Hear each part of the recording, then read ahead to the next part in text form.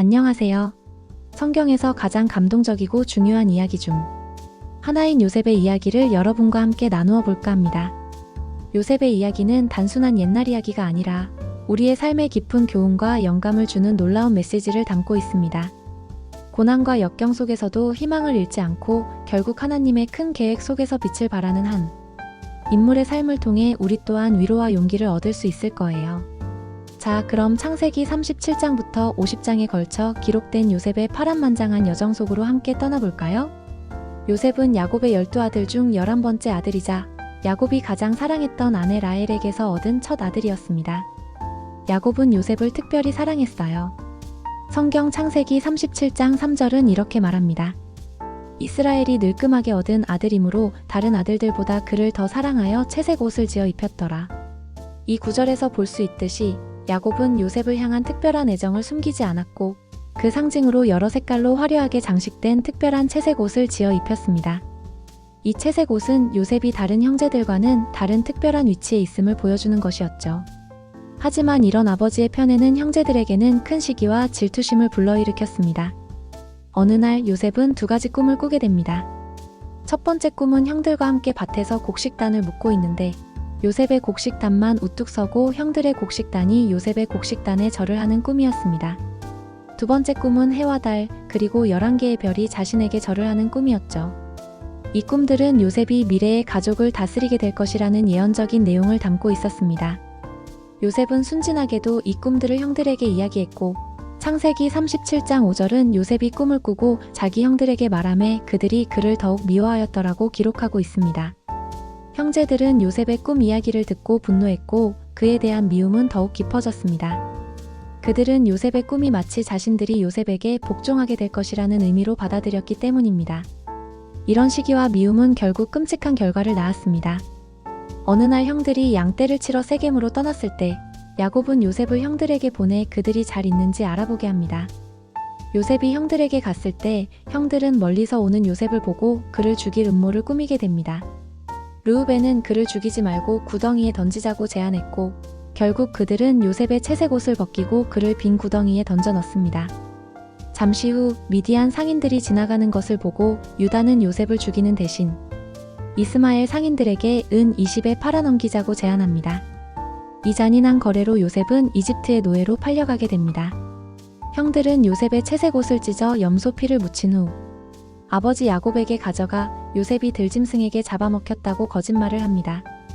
야곱은 사랑하는 아들 요셉이 죽었다고 생각하고 깊은 슬픔에 잠깁니다. 이집트의 노예로 팔려간 요셉은 바로의 시위대장 보디발의 집에서 종으로 일하게 됩니다. 비록 노예의 신분이었지만 요셉은 모든 일에 성실하고 지혜로웠으며 하나님께서 그와 함께 하셨기에 그는 하는 일마다 번성했습니다. 창세기 39장 2절은 여호와께서 요셉과 함께 하심으로 그가 형통한 자가 되어 그의 주인 애굽 사람의 집에 있으니라고 말합니다. 보디발은 요셉이 모든 일에 재능이 있음을 보고 그에게 자기 집의 모든 재산을 맡겼습니다. 요셉은 보디발의 집에서 총무가 되어 모든 것을 관리했습니다. 그러나 요셉에게 또 다른 시련이 찾아옵니다. 보디발의 아내가 요셉의 잘생긴 외모에 반하여 그를 유혹했고 요셉이 이를 단호히 거절하자 그녀는 앙심을 품고 요셉이 자신을 성폭행하려 했다고 거짓으로 모함합니다. 이 누명으로 인해 요셉은 감옥에 갇히게 됩니다. 아무런 죄도 없이 감옥에 갇힌 요셉은 절망할 수도 있었지만 하나님은 그곳에서도 그와 함께 하셨습니다. 창세기 39장 21절은 여호와께서 요셉과 함께 하시고 그에게 인자를 더하사 간수장에게 은혜를 받게 하시매라고 기록합니다. 감옥 안에서도 요셉은 간수장의 신임을 얻어 다른 죄수들을 관리하는 역할을 맡게 됩니다. 감옥에서 요셉은 바로의 술 맡은 관원장과 떡 굽는 관원장을 만나게 됩니다. 이들은 바로에게 죄를 지어 함께 갇힌 상태였습니다. 어느 날 두 관원장이 각각 꿈을 꾸고는 그 꿈의 의미를 알지 못해 근심하는 것을 본 요셉은 하나님의 도움으로 그 꿈들을 해석해 줍니다. 술 맡은 관원장의 꿈은 사흘 안에 다시 관원장 직책으로 복직될 것이라는 길몽이었고 떡 굽는 관원장의 꿈은 사흘 안에 목 매달려 죽을 것이라는 흉몽이었습니다. 요셉의 해석대로 술 맡은 관원장은 복직되었고 떡 굽는 관원장은 처형되었습니다. 이때 요셉은 술 맡은 관원장에게 자신이 무죄하다는 사실을 바로에게 알려달라고 부탁했지만 관원장은 복직된 후 요셉을 잊어버렸습니다. 2년의 시간이 더 흐른 후 바로 왕이 두 가지 이상한 꿈을 꾸게 됩니다. 첫 번째 꿈은 나일강에서 살찌고 아름다운 7 암소가 올라와 풀을 뜯어먹고 그 뒤를 이어 파리하고 흉측한 7 암소가 올라와 살찐 7 암소를 잡아먹는 꿈이었습니다. 두 번째 꿈은 한 줄기에서 무성하고 좋은 7 이삭이 나오고 그 뒤에 가늘고 동풍에 마른 7 이삭이 나와 좋은 이삭을 삼켜버리는 꿈이었습니다. 바로는 이 꿈들에 대한 해석을 듣기 위해 이집트의 모든 박수와 지혜자들을 불러 모았지만 아무도 그 꿈을 해석하지 못했습니다. 그때야 술 맡은 관원장이 요셉을 기억해내고 바로에게 요셉의 꿈 해석 능력을 아뢰었습니다. 바로는 즉시 요셉을 감옥에서 불러냈고 요셉은 바로 앞에 서서 꿈을 해석하는 것은 내가 아니라 하나님께서 바로에게 평안한 대답을 주실 것입니다 라고 겸손하게 말합니다. 요셉은 바로의 두 꿈이 모두 같은 의미임을 설명합니다. 앞으로 7년 동안 이집트 땅에 큰 풍년이 들 것이며 그 후에는 7년 동안 극심한 흉년이 들 것이라는 예언이었습니다.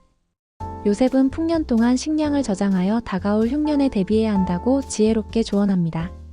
바로 왕은 요셉의 지혜로운 해석과 조언에 감탄했습니다.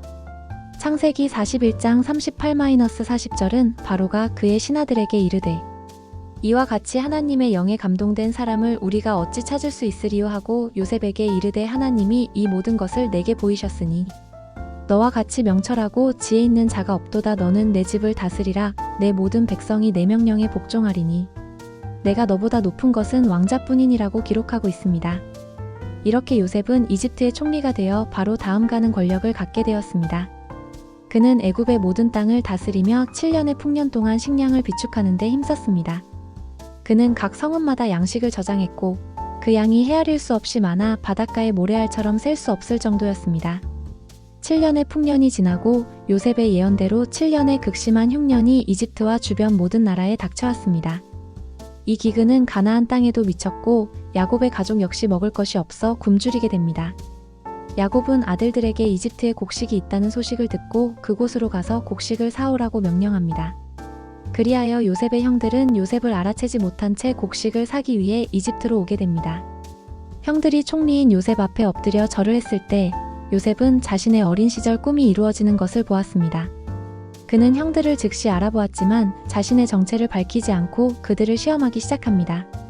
요셉은 그들을 정탐꾼으로 몰아세우고 시므온을 인질로 잡은 채 막내 동생 베냐민을 데려오라고 요구합니다.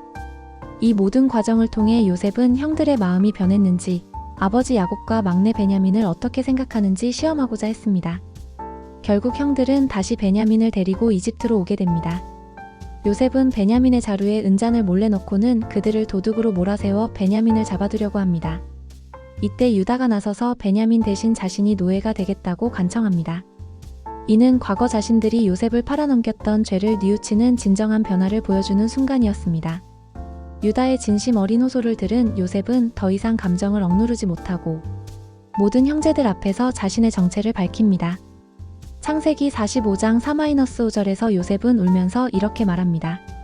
요셉이 형들에게 이르되 내게로 가까이 오소서. 그들이 가까이 가니 이르되 나는 당신들의 아우 요셉이니 당신들이 애굽의 판자라. 당신들이 나를 이곳에 팔았다고 해서 근심하지 마소서. 한탄하지 마소서. 하나님이 생명을 구원하시려고 나를 당신들보다 먼저 보내셨나이다. 이 말은 요셉이 형들을 용서했을 뿐만 아니라 이 모든 것이 하나님의 큰 섭리 안에 있었음을 깨달았음을 보여줍니다. 그는 자신을 이집트로 보낸 것이 형들의 악한 행위가 아니라 하나님께서 가족과 수많은 백성의 생명을 구원하시기 위한 선한 계획이었음을 고백합니다. 요셉은 형들을 따뜻하게 위로하고 온 가족을 이집트로 불러들여 고센 땅에 정착하게 합니다. 야곱은 아들 요셉이 살아있다는 소식에 놀라움과 기쁨을 감추지 못하고 이집트로 내려가 요셉과 극적으로 재회합니다. 창세기 48장 11절은 야곱이 요셉의 두 아들 므낫세와 에브라임을 축복하며 내가 내 얼굴을 보리라고는 생각하지 못하였더니 하나님이 내게 내 자손까지도 보게 하셨도다라고 감격하는 장면을 기록하고 있습니다. 이 구절은 야곱의 깊은 감격과 함께 하나님의 놀라운 섭리를 보여줍니다. 요셉은 그 후로도 오랫동안 이집트에서 총리로서 백성들을 다스리며 가족을 보살폈습니다. 그는 이집트 백성을 기근으로부터 구하고 흉년에도 백성들이 살아남을 수 있도록 지혜롭게 통치했습니다. 그의 삶은 고난과 시련의 연속이었지만 그는 언제나 하나님을 신뢰하며 정직하고 성실하게 살았습니다. 결국 그의 고난은 하나님의 위대한 구원 계획을 이루는 도구가 되었습니다. 요셉 이야기가 우리에게 주는 교훈은 무엇일까요?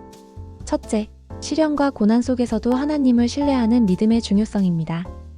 요셉은 노예로 팔리고 감옥에 갇히는 등 여러 고통을 겪었지만 그는 항상 하나님을 잊지 않았고 하나님께서는 그와 함께 하셨습니다. 둘째, 용서와 화해의 중요성입니다. 자신에게 큰 고통을 안겨준 형들을 용서하고 화해함으로써 요셉은 분열된 가족을 다시 하나로 모았습니다. 셋째, 하나님의 섭리는 우리가 이해할 수 없는 방식으로 역사한다는 것입니다. 요셉은 자신을 향한 형들의 악한 의도가 결국 수많은 사람을 살리는 선한 결과로 이어진 것을 깨달았습니다. 창세기 50장 20절에서 요셉은 형들에게 이렇게 말합니다. 당신들은 나를 해하려 하였으나 하나님은 그것을 선으로 바꾸사 오늘과 같이 많은 백성의 생명을 구원하게 하시려 하셨나니.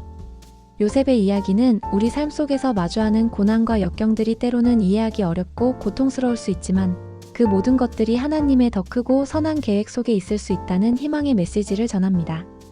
오늘날 우리도 요셉처럼 믿음과 인내로 삶의 어려움을 헤쳐나가며 하나님의 놀라운 섭리를 경험하는 축복을 누리기를 바랍니다.